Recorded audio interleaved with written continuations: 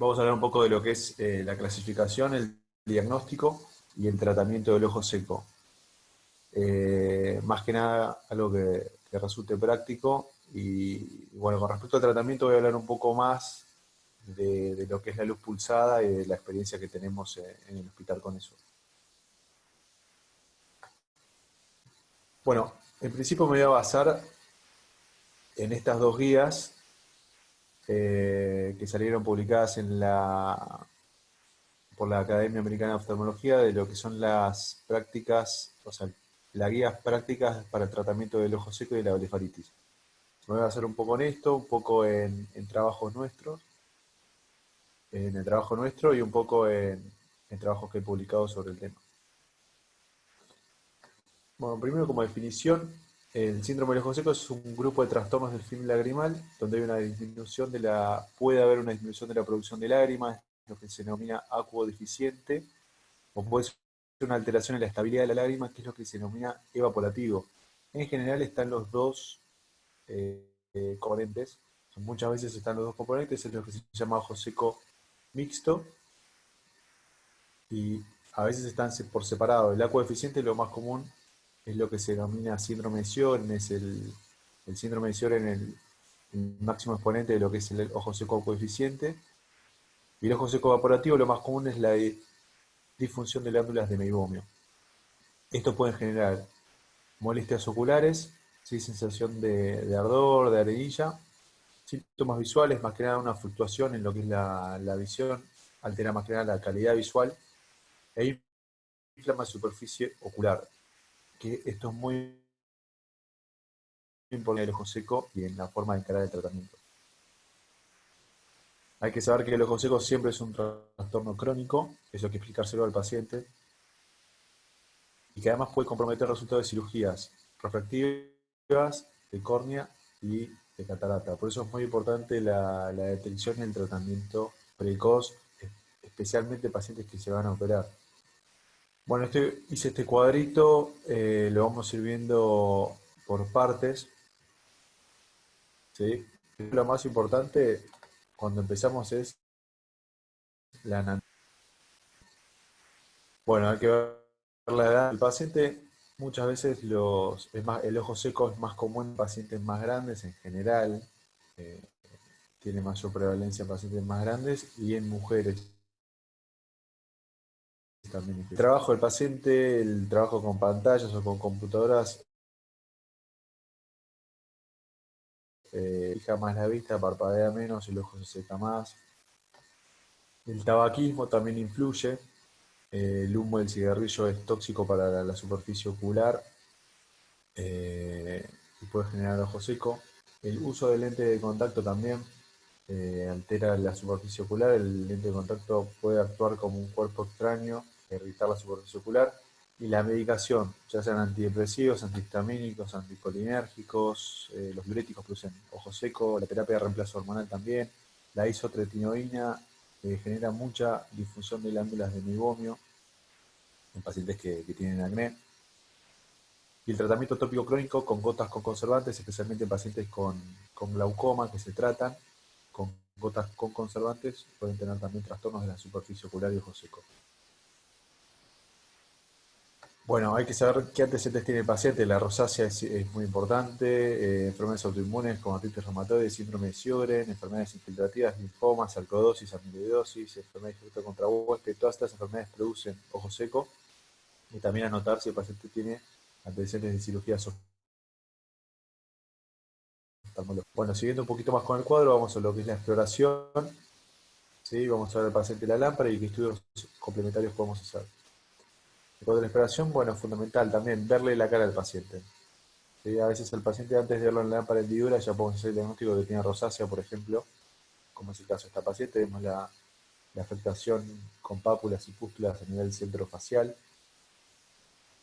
La parálisis facial también la podemos ver cuando revisamos al paciente, la artritis reumatoide, también podemos ver las manos al paciente hacer el diagnóstico, ver cómo está la función palpebral, ¿sí? La maloclusión palpebral también puede producir ojo seco y el exoftalmos también.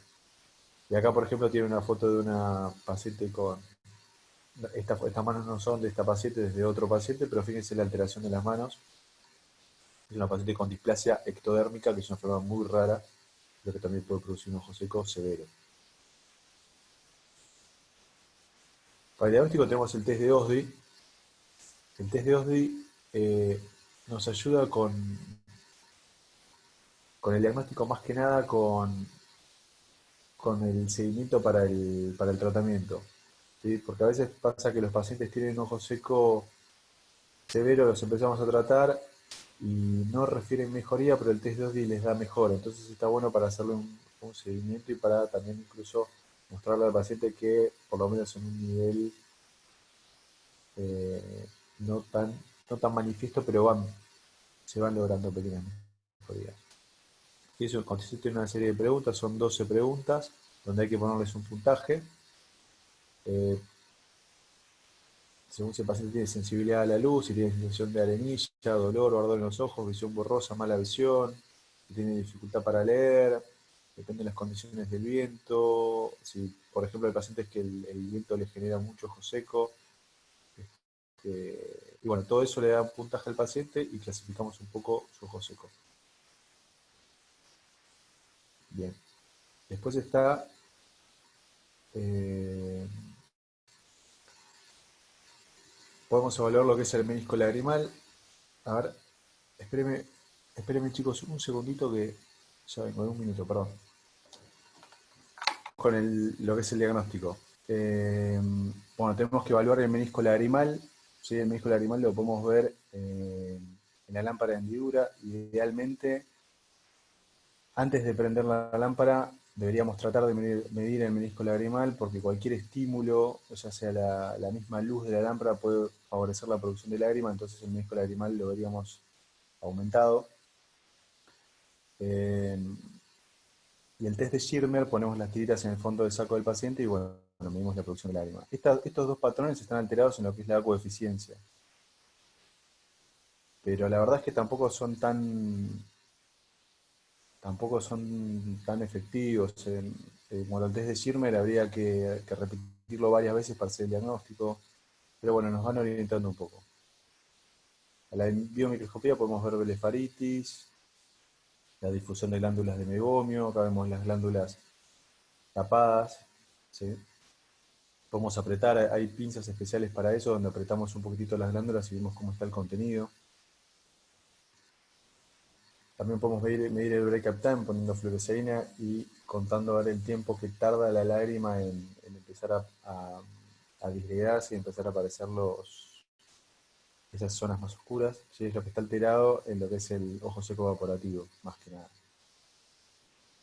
Y bueno, también con fluoresceína podemos ver queratitis, podemos ver la calidad de la lágrima, si hay detritus, por ejemplo. Y también con verde de lisamina podemos ver más que nada la alteración no solo de la córnea, sino también de la conjuntiva en la zona interpalpebral.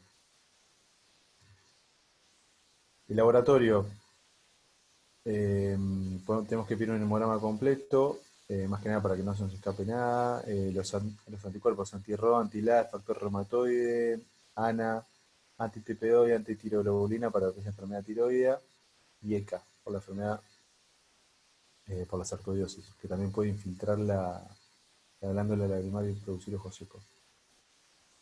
En pacientes que veamos fibrosis de lo que es la conjuntiva tarsal o en la otra foto que tenemos, bueno, es muy importante en estos casos realizar una biopsia de conjuntiva para descartar pemphigoide ocular cicatricial. Hay pacientes que andan dando vueltas por los consultorios hace años y bueno, en realidad lo que tienen es pemphigoide ocular cicatricial, por eso es importante a veces realizar la biopsia. Y en la biopsia lo que tenemos que hacer es una inmunofluorescencia directa, donde lo que vemos es el depósito de los anticuerpos en la membrana basal. Bueno, para lo que es el diagnóstico del ojo seco también tenemos equipos, ¿sí? Un ejemplo es es el Keratograph, que lo que nos permite es hacer una memografía de break-up time no invasivo, la medición del menisco lagrimal, ¿sí? Teniendo en cuenta que tanto el break-up time que medimos en la lámpara de hendidura como el menisco lagrimal, como ya le estamos poniendo gotas al paciente, estamos alterando un poco lo que son los resultados del estudio. ¿Sí? En cambio, lo que tiene bueno este equipo es justamente eso, que es no invasivo. Nos permite también evaluar la capa lipídica. y con todo eso nos permite hacer un informe, ¿sí? Acá lo que vemos es arriba lo que es la alteración en las glándulas de meiomio, las vemos acortadas, las vemos tordosas, ¿sí? Y bueno, además nos mide lo que es, como les decía, el bricaptame, el grado de enrojecimiento, la altura del menisco lagrimal y les hacemos el cuestionario del OSDI a los pacientes y lo incluimos y nos genera este gráfico. Y con este gráfico más o menos podemos clasificar un poco el grado de ojo seco que tiene el paciente. Y lo que está bueno también es para mostrarle al paciente cómo va evolucionando su ojo seco.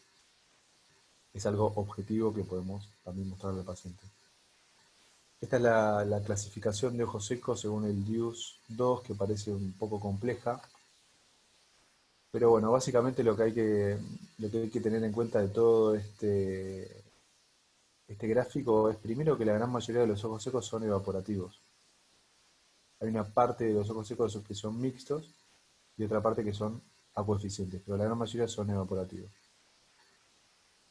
Y algo interesante también de este cuadro es que muchas veces nos pasa que hay pacientes que son sintomáticos, que tienen síntomas de ojo seco, tienen ardor, tienen alergia, tan realmente molestos y no tienen ningún signo. Eso podemos ver que sean en realidad pacientes que están en un estado preclínico o a veces incluso que tienen algún tipo de dolor neuropático. ¿Sí? Hay pacientes que no tienen nada y que incluso tienen dolor. ¿Sí?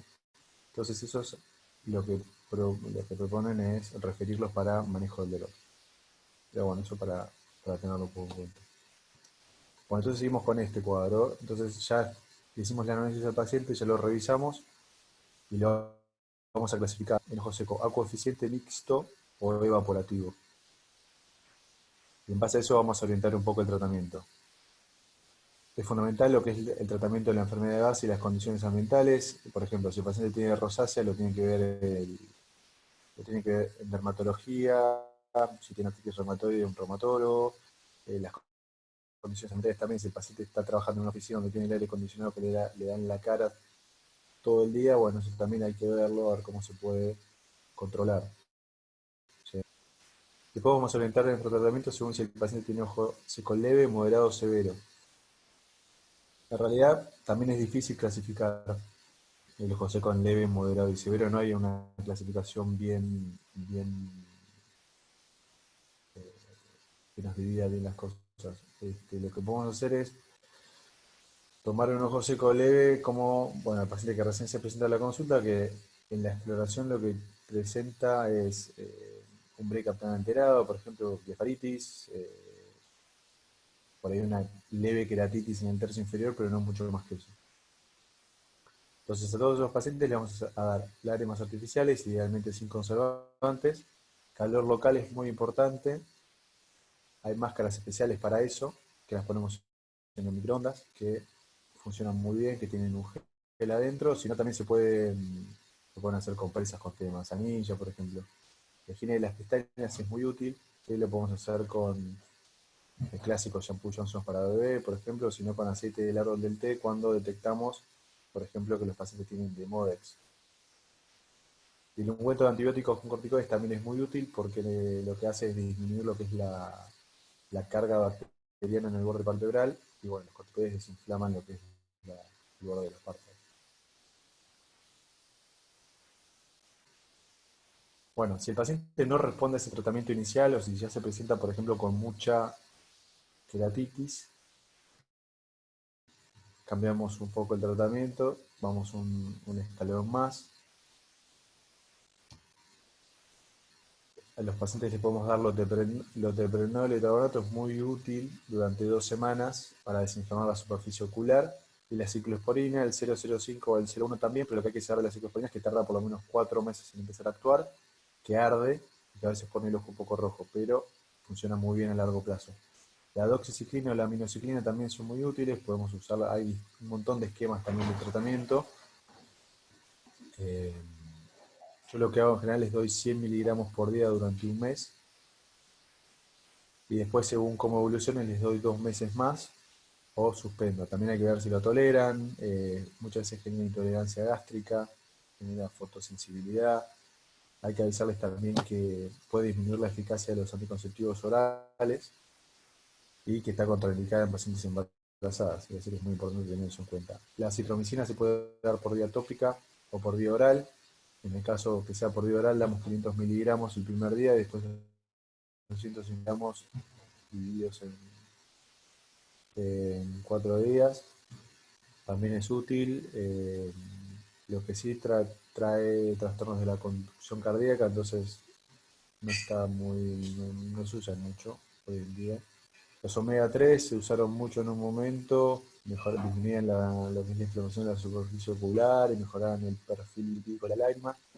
Ahora no se está usando tanto porque salió un estudio que dijo que no eran mejores que el placebo, pero el placebo era aceite de oliva, así que todavía no está bien definido si realmente tiene un efecto o no. Y los punctum plaques los podemos poner en la lámpara de hendidura o en el quirófano y son muy útiles también para pacientes que tienen ojo seco acuodeficiente. Pero si tienen un componente evaporativo, siempre hay primero que desinflamar la superficie ocular antes de poner el punctum plaque, porque si no puede ser peor. Bueno, avanzando un poquito más, ya por ahí ojos secos severos, podemos usar lentes de contacto terapéuticas. El suero autólogo también es muy útil, al 20 o al 30%. Eh, También lo podemos usar el suero autólogo en estadios más leves de ojo seco. Yo lo incluyo más que nada en severo porque no es una de las primeras opciones que uso para tratar el ojo seco. Más que nada porque el paciente tiene que ir una vez por mes a sacarse sangre y puede ser un poco engorroso para el paciente más que nada, pero se puede usar en ojo seco leves también. La membrana amniótica o tarsorrafia, sí, opciones quirúrgicas ya en ojos secos más severos. La membrana amniótica la ponemos del lado epitelial, que es el lado que no se integra a la superficie ocular. Eh, Así que después porque si no puede opacificar la córnea.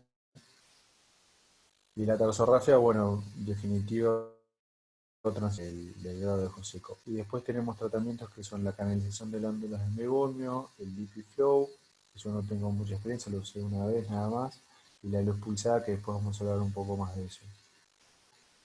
La canalización de meiomio, tenemos las cánulas de masking. Esto es un poco doloroso para el paciente.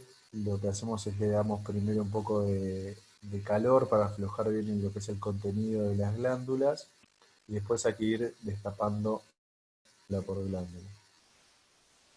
Y lo que se vio muy interesante el doctor Maskin es que a los 2 años después de realizar la canalización se vio un aumento en lo que es la longitud de las glándulas, lo cual es muy interesante para tenerlo en cuenta. Bueno, y ahora vamos a hablar un poco de lo que es la luz pulsada. Eh, la luz pulsada lo que se utilizó mucho tiempo desde hace mucho tiempo en rosácea y se vio que los pacientes mejoraban también su ojo seco con este tratamiento. Y en oftalmología se empezó a utilizar la luz pulsada más la expresión de las glándulas de meiomio, ¿sí? Para tratar lo que es el ojo seco evaporativo. Hay un montón de trabajos que hablan de luz pulsada. En cuanto a los mecanismos de acción, todavía no están bien dilucidados. Lo que haría es, en la miomitis lo que vemos son muchas telangiectasias, ¿sí? Lo que generaría es la trombosis de esos vasos telangiectáticos, disminuyendo la cantidad de telangiectasias y así disminuyendo la cantidad de mediadores de la inflamación y mejorando el ojo seco. Licuefacción del meibum lo que hace es subir lo que es la temperatura de la piel peripalpebral y hace que el meibum sea más líquido y que se drene mejor. Después en enfermedades dermatológicas como la rosácea también se vio que hay un turnover epitelial aumentado, con mayor riesgo de obstrucción del edificio glandular, entonces lo que hace la luz pulsada es reducir ese turnover. Por fotomodulación lo que haría sería activar lo que es la función de los fibroblastos y la síntesis de colágeno, por eso mejora la piel y mejoraría lo que es la dinámica palpebral, la mecánica palpebral, perdón. Erradicaría el demodex, que en su interior está el Bacillus olerinus, el Demodex tiene un esqueleto que es fotosensible, entonces la misma luz haría que disminuya la cantidad de Demodex. Por inmunomodulación, alterando lo que es el perfil de citoquina, la supresión de las metilmetaloproteinasas y la disminución de especies reactivas del oxígeno. Todos esos son mecanismos de acción propuestos para la luz pulsada. Todavía no está bien definido cuál es el que más ejerce su función. Hay muchos estudios que hablan a favor del uso de luz pulsada en pacientes con ojo seco, más que nada lo que es el ojo seco refractario a otros tratamientos. Este fue el primer trabajo por el doctor Toyos, que fue el que describió la luz pulsada para el ojo seco, donde se evaluaron 91 pacientes, se necesitaron 7 tratamientos mensuales más 4 de mantenimiento. Eso es lo que tiene la luz pulsada, es que necesita muchos tratamientos para mantener lo que son los beneficios. Pero bueno, mejoraron aproximadamente en un 90% de los casos con muy poquitos efectos adversos. Siempre usando protección ocular, que después lo vamos a ver. Este es otro trabajo, lo que tiene es que es prospectivo, donde se evaluaron 40 pacientes con 15 semanas de seguimiento y requirieron 4 sesiones separadas por 3 semanas, también mejorando los síntomas. El trabajo es multicéntrico, donde se evaluaron 31 pacientes y se realizaron entre 4 y 8 sesiones de luz pulsada con intervalos de 3 semanas y también se obtuvo mejoría. Viendo todos estos trabajos y viendo que la luz pulsada siempre la incluimos con lo que es la expresión de glándulas de meiomio, queda la duda si los pacientes mejoran por la luz pulsada o por la expresión de glándulas. Y para eso salió este trabajo por Reiko Arita, donde se compara la luz pulsada más expresión de glándulas versus solo la expresión de glándulas.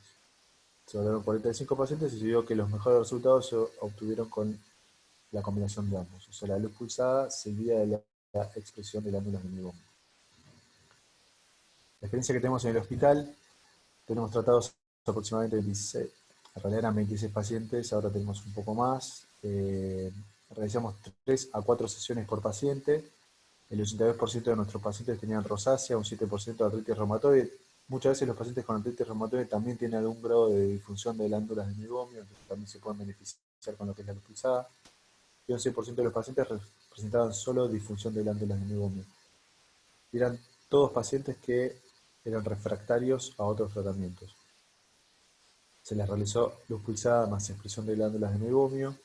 La edad promedio de los pacientes era de 55 años, mayor cantidad de mujeres que de hombres, y si los evaluamos con Brecalcam, test de Schirmer, test de 2D y neurografías. Estos son los equipos que usamos para luz pulsada. La diferencia entre uno y otro es el de la izquierda necesita gel, el de la derecha no. Eso es la diferencia que tienen.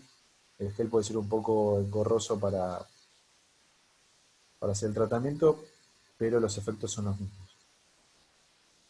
A los pacientes les ponemos siempre un protector ocular, ¿sí? Porque la luz pulsada, está descrito que la luz pulsada puede generar inflamación de la superficie ocular, ¿sí? El tratamiento lo hacemos en la zona periocular, ¿sí? Son 5 disparos a cada lado. Y después inmediatamente realizamos la expresión de glándulas de meiomio. Lo que observamos nosotros fue una mejoría sintomática en el 90% de los pacientes, una mejoría del test de OSDI en el 80% de los pacientes. Brecalcam y Schirmer son variables, en general a veces los vemos un poco mejor y a veces no, en la realidad. Y las memografías se mantienen estables. Como les dije antes, más o menos se necesitan 2 años como para que se vean mejorías en las memografías. Y bueno, con esto ya vamos terminando. Les voy a mostrar lo que es un caso clínico, una paciente de 55 años de edad, de sexo femenino, que consultaba por ojo seco, que no presentaba respuesta a tratamientos convencionales, como antecedentes oftalmológicos tenía glaucoma, artritis reumatoide y disfunción de glándulas de meiomio. Está medicada con el etanercept, ciclosporina del 005 y carbona. En la lámpara de la hendidura vemos la disfunción de glándulas de meiomio y con la tinción de fluoresceína una queratitis intensa. Un Brecalcam de 2 segundos, un test de Schirmer de 2 milímetros, un test de 2D que nos hablaba de un ojo seco severo. Lo que se decidió con esta paciente fue primero mejorar lo que es la superficie ocular con luz pulsada más expresión de glándulas de meiomio, y una vez que estuviera mejor la superficie ocular, colocar punctum plax. Se le realizaron 3 sesiones de luz pulsada y expresión de glándulas de mebomio con intervalos de 4 semanas, con lo cual mejoró mucho la paciente. Break-up time subió a 8 segundos, disminuyó la queratitis, el test de signo subió un poquito, pero el test de OSDI subió mucho, mejoró mucho, dándonos los valores de un ojo normal, ojo seco leve. ¿Sí? Entonces, una vez que mejoramos la superficie ocular, que vemos que la lágrima está mucho mejor, le colocamos unos puntos plaques, con lo cual la paciente mejoró mucho también. Entonces, como conclusiones, tenemos que saber que el ojo seco es una patología crónica multifactorial, ¿sí? No solo por enfermedades del paciente, sino también por condiciones ambientales, incluso por el trabajo del paciente. Hay muchos factores que influyen en lo que es el ojo seco. Hay que detectar el trastorno de base, si el paciente tiene rosácea, por ejemplo, o tiene una enfermedad autoinmune, hay que tratarla, o si se nos escapa algún PFOE, también hay que hacer el diagnóstico bien. Y el tratamiento va a ser a medida, o tailor, por el inglés es hecho como tailor es sastre en inglés, y por eso es hecho a medida, como un traje para cada paciente. Hay que ver qué es lo que mejor le hace a cada paciente, y bueno, y tratarlo acorde con eso. Así que bueno, muchas gracias. Y bueno, no sé si tienen alguna pregunta. Muchas gracias, Francisco, por la clase, muy linda. Tengo un No, par nada. de preguntas acá que me fueron haciendo en el chat para hacerte. La Dale. primera es, ¿en qué caso pedís laboratorio, por ejemplo, con anti-RO, anti-LA, factor reumatoide y todo eso? Bien, laboratorio si detecto algunos signos de ojo seco acuo deficiente. Si veo que el paciente tiene un menisco lagrimal bajo. Si test de Schirmer no lo hago de rutina, pero si lo hago y veo que el test de Schirmer está alterado, también le pido un laboratorio. Pero básicamente, si el paciente viene a la primera consulta, se lo pido si tiene un menisco lagrimal disminuido o si tiene algún antecedente también. Si ya sé que tiene artritis reumatoide o tiene alguna enfermedad autoinmune, le pido anti-RO, anti-LA, FAN y bueno, factor reumatoide si no lo tiene pedido. Perfecto. Otra sería, ¿en qué casos pedís osmolaridad de la lágrima o citología de impresión? Osmolaridad de la lágrima no lo suelo pedir. En los pacientes con oncológicos siempre va a estar alterado. En realidad, si el diagnóstico lo hacemos por la clínica, no sería necesario pedir osmolaridad. La osmolaridad la pediría si tengo alguna duda en cuanto al diagnóstico, pero la verdad es que no es algo que lo use. Me parece igual que es algo útil, que aporta algunos datos más, pero no me parece que sea algo esencial. Y después citología de impresión, está bueno para diferenciar pacientes que pueden llegar a tener alergias, para detectar también si no hay si no hay aumento de los eosinófilos. A veces cuando tenemos que hacer un diagnóstico diferencial entre ojo seco y alergia, podemos pedir una citología de impresión. No se la pido a todos los pacientes, la pido en esos casos nada más. Perfecto. Bueno, y la última en realidad creo que es variable, pero ¿cuánto más o menos le saldría al paciente hacerse una sesión de luz pulsada? Claro, no, eso es costo. No, sí, depende del lugar donde se lo haga. Eh, no sé, más, te digo, más o menos lo que se está cobrando en general en los centros son $7, algo así, pero es muy variable y más ahora con la situación como está, no sé cómo va a seguir eso, la verdad. Perfecto. No sé si alguien tiene alguna otra pregunta. Fran, te pregunto, Sí, Pau. ¿utilizas la clasificación de Oxford para el ojo seco o lo haces como Eh, a ojo? no, no, yo no lo utilizo. La que les mostré es la que está en esas guías que les digo como es de la academia. En realidad, esas guías te hablan de ojo seco leve, moderado, severo y no te explican bien qué es un ojo seco, un ojo seco leve, un ojo seco moderado, severo. La verdad que no, yo me guío un poco más por la experiencia de ver pacientes. No sé si hay una clasificación que sea bien adecuada. La verdad que son pacientes difíciles de clasificar. Más que nada porque hay muchos que a veces tienen mucha sintomatología, pero no tienen signos, o tienen muchos signos y tienen poca sintomatología. Entonces las clasificaciones la verdad que son difíciles y no sé si son tan útiles tampoco. ¿Y Pero usan bueno, verde glutamina o no tienen? verde y lisamina no, la verdad que es muy raro. Eh, a veces lo uso, para ver más que nada la alteración de la conjuntiva, pero no, muy, muy, muy raro que lo use. Más que nada cuando me lo piden de otro servicio, a veces piden, los reumatólogos muchas veces piden el combo de test de Schirmer, Break Time y verde lisamina. O rosa de bengala. Rosa de bengala no lo usamos porque arde mucho, pero nos da, es idea verde de lisamina, pero no lo uso de rutina. Bien. Bueno, no sé, Vir, si tenías otras preguntas anotadas. No, creo que no. Si alguien más quiere preguntar algo, si no, por ahora no hay ninguna otra pregunta. Pueden activar sus micrófonos, no hay problema. Bueno, parece que no hay más preguntas, así que mil gracias, Fran. Estuvo muy bueno y muy buena su experiencia también en clínicas. Ah, Así que felicitaciones y gracias por la clase. no, nada, gracias a ustedes por la invitación, perdón por el horario, es muy temprano, pero después No, tenía no que ir a está hacerlo. perfecto a las 8. Está bien. Bueno, Bueno, gracias a ustedes. gracias. Listo, chau, chau. Chao, hasta luego.